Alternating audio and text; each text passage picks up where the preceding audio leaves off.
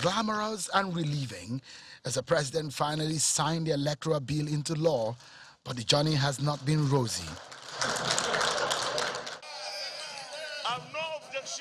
The move to amend the Electoral Act under the leadership of the Saraki National Assembly of the 8th National Assembly proved abortive. And so, naturally, the 9th Assembly carried over the burden.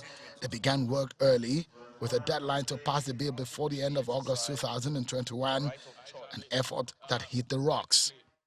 But at the final stages, the public became more involved and aware of the circumstances surrounding the bill. The issues of electronic transmission of results tore the two chambers of the National Assembly apart and along party lines. I want to say that I am not part of that vote. I and a few of us will be unable to stay here and be part of this discussion.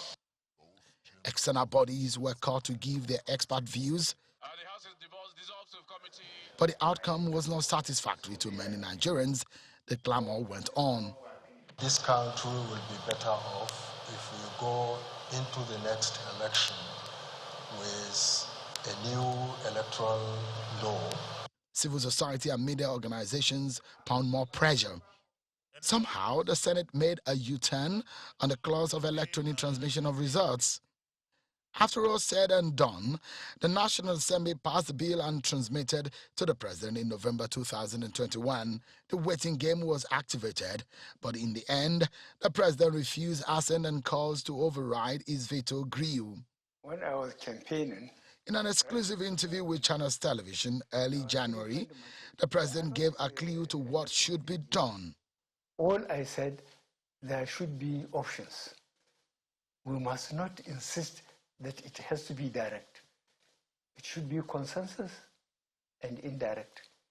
So if they do that, would you sign it? Yes, I will. The National Assembly returned from their recess and got quickly to work. But Nigerians won't rest. To ask him to sign the bill. Until the President assented the bill, that was after 25 days, which was transmitted to his office. And now we have a brand new Electoral Act 2022. Shinwa Kimaloye, Channels Television News. Now let's take a look at the significance of the signing of what's become the Electoral Act 2022. I'm now being joined live from Abuja by a constitutional lawyer and Executive Director, Policy and Advocacy Center, Mr. Clement Wankwo. Thanks a lot for joining us on the news at 10. Thank you very much. Now, the signing of this bill has been described as historic. What did you feel when you heard the news? Relieved, I would say, because the pressure has been on and we didn't understand why it wasn't being signed other than issues beyond what it should be. The Constitution is quite clear. The role of the specific individuals and institutions in lawmaking, the National Assembly consider and make the law, and the President to assent if there are no illegal or unconstitutional aspects to it. So for a lot of us, quite baffling the delay. But I must say, yes, we were all relieved, quite relieved, because the country had waited for this new electoral law since even before the elections are held in 2019. So yes, very relieved, like most Nigerians. You're one of those who've called for change in our electoral system for years. After each election, you talk about that, particularly as it concerns the coalition process and that long wait for results. What are your thoughts now that Section 50 gives INEC the powers to deploy technology for electronic transmission?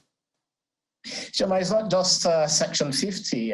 When you look at different other sections of the new Electoral Act, it even gives the Commission powers to use technology to determine disputes, where, for instance, counting is held and results are published and there's a dispute. The new electoral law gives the Commission powers to go back to what technology recorded, results that were recorded in any device that was used for the election. So it's really far-reaching, and I think it'll be important for Nigerians that there's a lot of dissemination of information on the contents of this bill. I think it's one of the best bills that you would see in any electoral jurisdiction, and I would commend the National Assembly for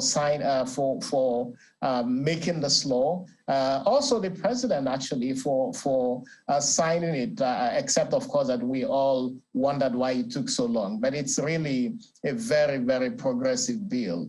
It puts a lot of onus on the Electoral Commission. I think INEC had been very strong in supporting the passage of the bill. It's also important that INEC takes a look at the bill very deeply and closely to see that a lot of responsibilities are placed on it.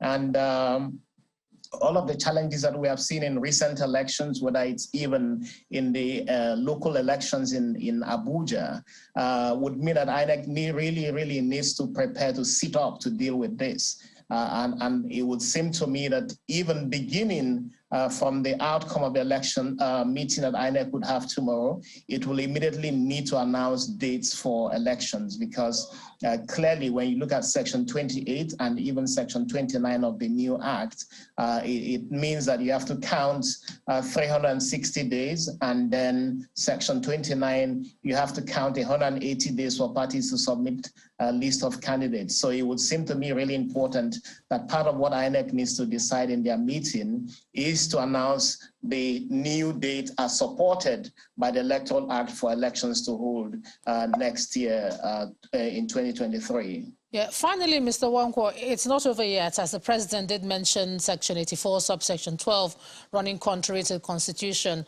What should that amendment process entail? Quickly. No, I don't agree with the president about Section 84 running contrary to the Constitution. I think it's quite clear.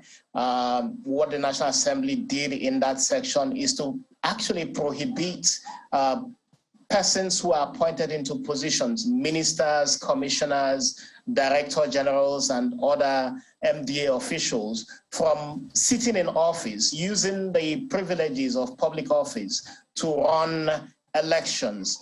This doesn't affect elected officials, whether governors or legislators. It affects those who are appointed to positions.